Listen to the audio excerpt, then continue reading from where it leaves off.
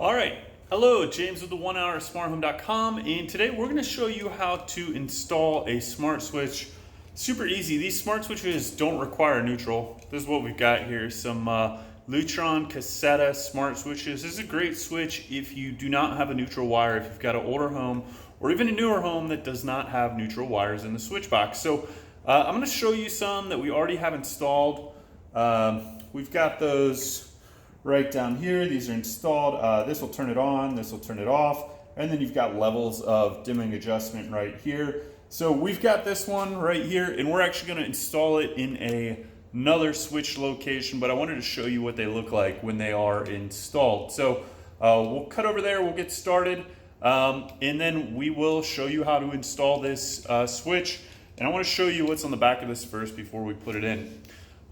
We've got two wires here, basically a hot and a load wire. That's these two black wires. And then you've got a green wire, which is a ground wire. So I'm just going to refer to this as a two-wire switch or a single-pole switch because that's what it is. This third wire, this is ground. This is every switch, modern switch should have this. That's how you protect yourself with grounding throughout the home. So we're going to refer to this as a single pole switch, which it is, and it does not require neutral. The ground is not a neutral. That's just protection for you. This is a hot and a load switch. So we're going to get this installed, and you can see what we're going to do here. This is a renovation that I'm working on right here, and smart switches throughout the house. Looks really good. And we're going to have everything hooked up. So this is one of the last switches that we're putting in, and we'll show you how it's done. All right, so this is the switch that we're going to be taking out. We're going to be swapping it in with this right here, this Lutron Cassetta switch. The link's below. And before we get too far along, please like and subscribe to this video. I'm recording on my cell phone right now, so I hope that you guys can hear me. If not, you're just going to have to watch and see how it's done. And I apologize for the audio now, but so what you got to do first, take the switch out. There's already some work in here being done, so they didn't have that switch actually connected. The power is off. Always make sure you turn the power off at the circuit breaker. Black, that's going to be our hotline coming in. So we are just going to strip some wiring off that.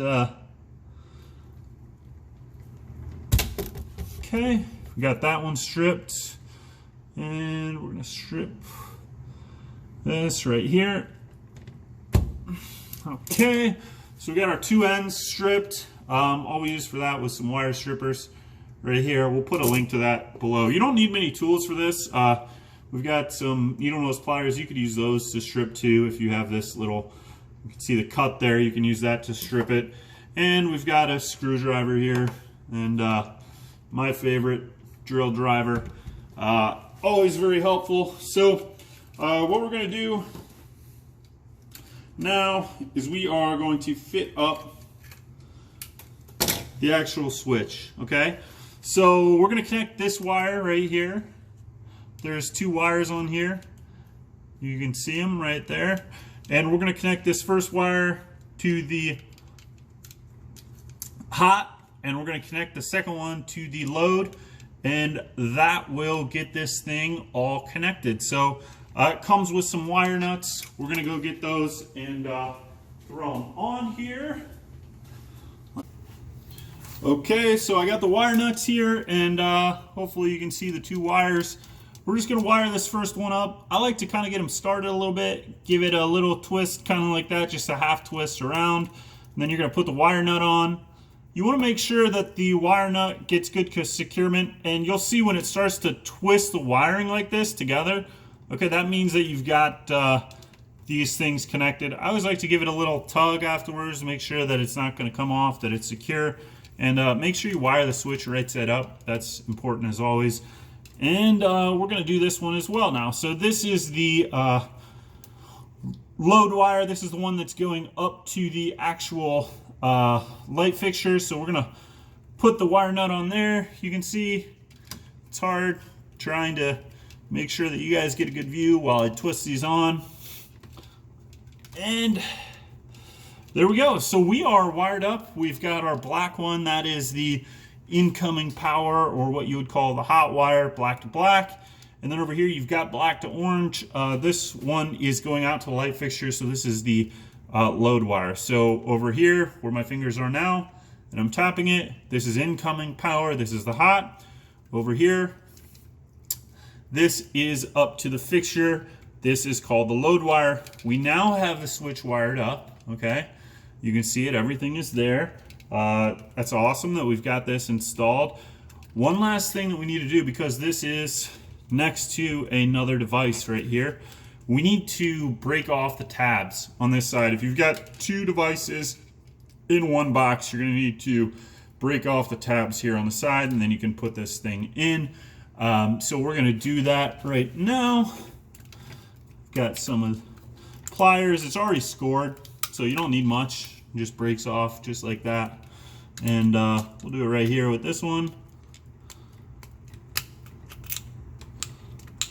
Okay, broke that one off.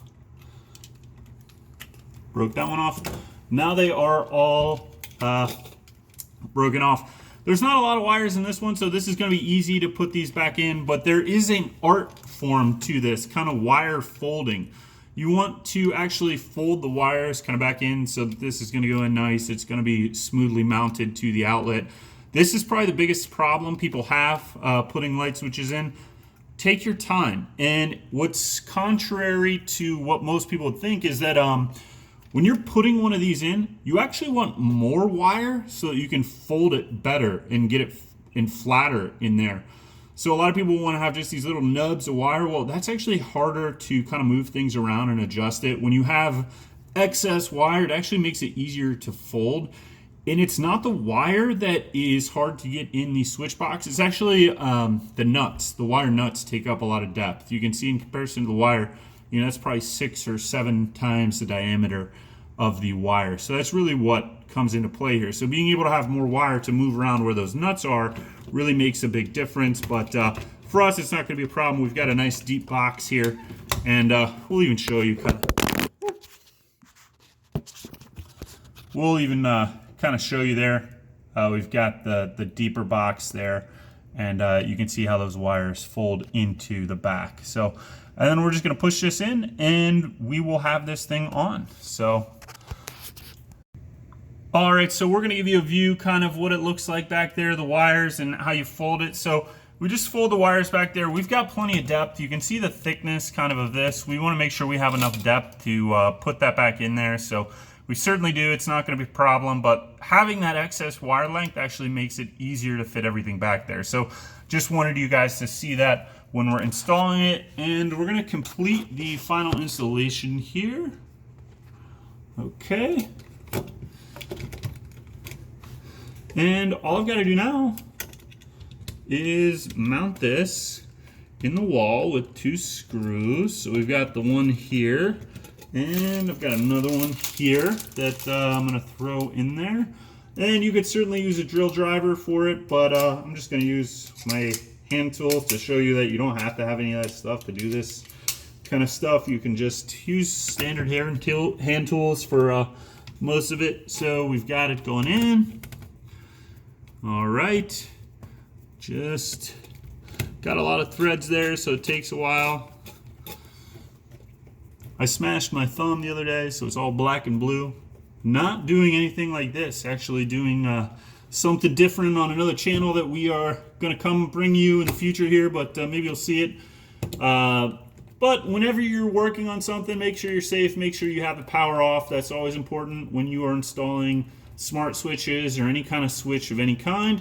So we've got this. We're installing it. These switches will work with HomeKit.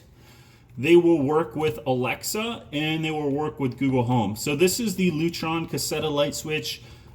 These are really good for homes that don't have a neutral in them. They're a little bit pricier, but they are the best of the best. They are a great switch, and they work great. The only downside to this is you do have to have a home automation hub. It's not a big deal. The hub is, you know, somewhere between $50 and $100. But with the hub, then you'll be able to connect 50 of these light switches throughout your home. You could get another hub if you want to have more than 50. And like I said before, this is off, on, dimming adjustment, up, down. These are great switches. This completely wireless, so this will work with the hub and allow you to control it from your phone, from the app.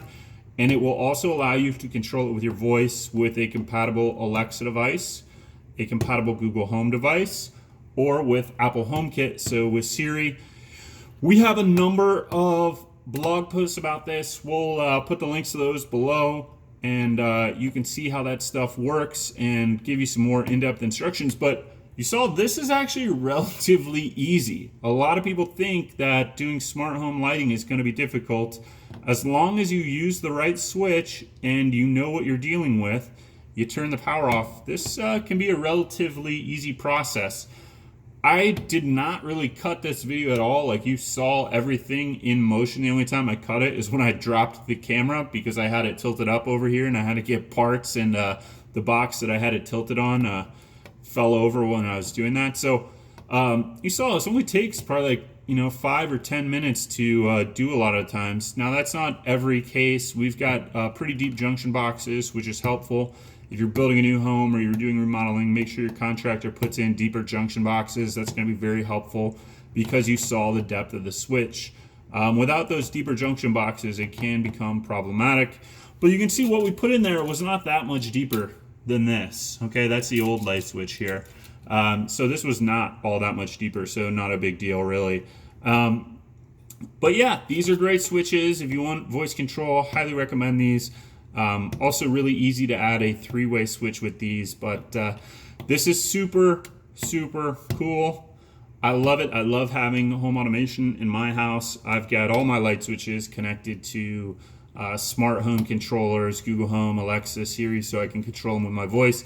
And you saw just how easy that was. So if you want to support us, please like this video, subscribe, and click on the links below. These are affiliate links, so they do help us. It helps us bring you future videos. It helps us reach out and reach more people when we get people subscribing and people buying off the links that are below. So Lutron didn't pay me to do this. I just did this because the question a lot of people get, our blog post for this gets a lot of hits, and thought a little tutorial video would help you be able to do this yourself, empower it to do yourself. So thank you, and please subscribe to onehoursmarthome.com. Visit us at onehoursmarthome.com and like this video. Thank you.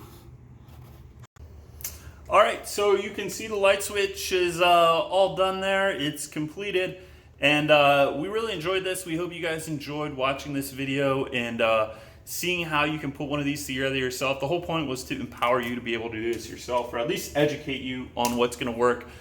So this is a great switch if you do not have a neutral wire in your existing wiring. Highly recommend this. If you do have a neutral wire, there's a lot of different switches that you can use, and they work with just Wi-Fi. They don't require a smart home controller, which I'm kind of a fan of. But if you don't have a neutral, really this is your only option, or the best option that I would recommend for a light switch when you don't have a neutral. They also have, dimming functionality. They're going to work with all the voice assistants. So we appreciate you. Thank you for being here. And please like and subscribe to this video and click on any links if you want to support us. And we appreciate you. We will see you next time.